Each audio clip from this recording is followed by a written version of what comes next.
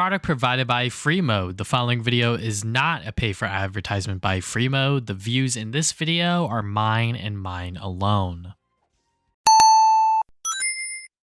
Hey there guys, I'm back to another game review. Today we're taking a look at Arzette, the Jewel of Faramore on the PlayStation 5. Heavily inspired by the Legend of Zelda CD-i games, Arzette is a spiritual successor to them with a modern twist. You still have the same goofy and charming CD-i cutscenes, but gameplay that's actually enjoyable. Arzette is a great 2D platformer while borrowing elements from past CD-i adventures.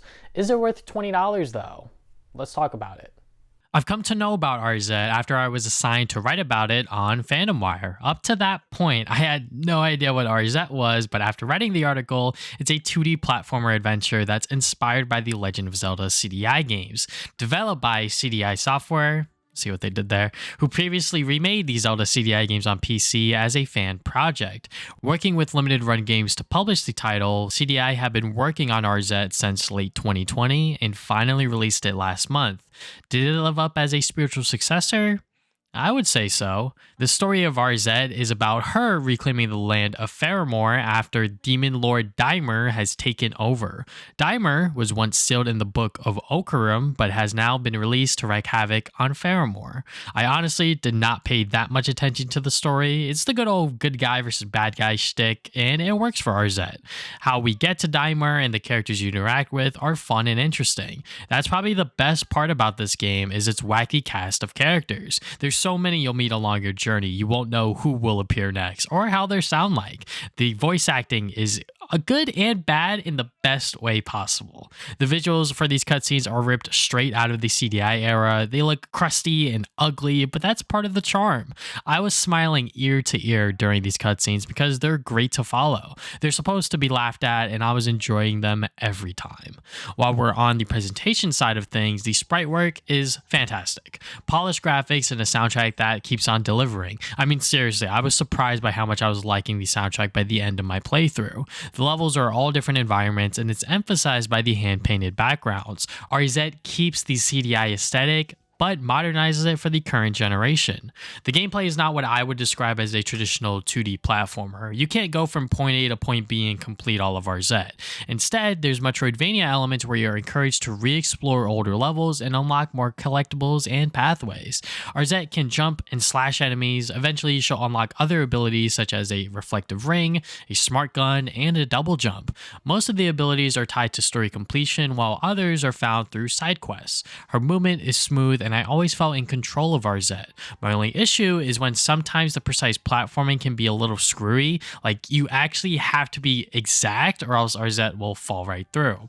Also, when you get the boost to increase Arzette's overall speed, it made platforming a little more difficult because I was so used to her movement up to that point. Now that it's increased, it makes tiny platforms much harder to jump on. Because of the Metroidvania elements, you have to look around levels carefully or else you might get stuck. I did at one point get stuck because I did not notice this obvious crack in the wall with the glowing sparkles. I know, I'm blind. Collect as many pink candles as possible to unlock more blocked areas, to collect items, or fight bosses. At first, Arzette might give you a challenge if you play on normal mode. No health drops and standard difficulty, but if you choose casual mode, health drops are enabled and enemies are weaker. I found myself dying a lot in the beginning because you only have 3 hearts and very limited resources. After a while, you unlock more hearts and special abilities, which makes the journey through Arzette much easier. Don't worry about dying, you'll restart at the beginning of the segment or your last checkpoint. As you move along, you'll unlock more items like the bomb glove, the lantern, and the canteen.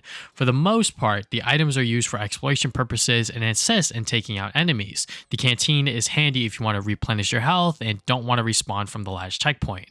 All of the items have a limited use and need to be refilled at the shop. You can buy ammo for items with rubies. They can be found throughout the level and drop upon enemy takedowns. If you buy all of the shopkeeper's scrolls, the items will now be half price for the rest of your playthrough. Rubies are plentiful, so don't be stingy with them and use them whenever you can to get more item ammo. The gameplay of Arzette is rather solid. I was having so much fun during my latter half because of how many upgrades I got. It felt very rewarding re-exploring levels to collect what was once inaccessible. The Metroidvania elements for this 2D platformer does slow down the beginning of the game, but as you get your bearings and once you start to get more items, you're gonna have a lot of fun. My only major complaint with the gameplay is the boss fights. They're mostly a walk in the park with none of them really giving me a challenge. Once you upgrade the rank to straight up deflect projectiles, you don't have to do anything against certain bosses. I guess that's my reward for exploring a lot, but I do wish the bosses offered a little more challenge. All in all, Arzette the Jewel of Faramore is terrific. It brings players straight into a Zelda-like world with the CDI aesthetic. The presentation is flawless as it runs smoothly on my PS5. From the cutscenes to the voiceover work to the general art direction, it's all top-notch stuff. I was surprised by the gameplay being a 2D platformer with Metroidvania elements, but it works well here. It makes the player be mindful of everything within a level and encourages them to explore the levels carefully and replay them too. $20 is the perfect price for Arzette, and I am aware that I received free code for this title. If a friend recommended this game to me, I would gladly pay $20 for it. I might even pre-order the physical copy through Limited Run Games, but I'll wait to see how my finances are looking during my next paycheck. But yeah, Arzette is a great 2D platformer that I highly recommend to those that are platformer fanatics. Thank you once again to Free Mode for giving me free code, and thank you for watching this video. If you guys have not already, you can subscribe. I put new videos up on Saturdays. You can follow me on social media at TVSonic Gaming, Facebook, Twitter, Instagram, TikTok. I put up these my future videos on there and short/clips. And you can check out my podcast called the Travis and Damien Podcast, which is about games, movies, and anime every other week. And yeah, that is all I have for today. Thank you guys for watching this video once again, and I will see you guys next time with more videos.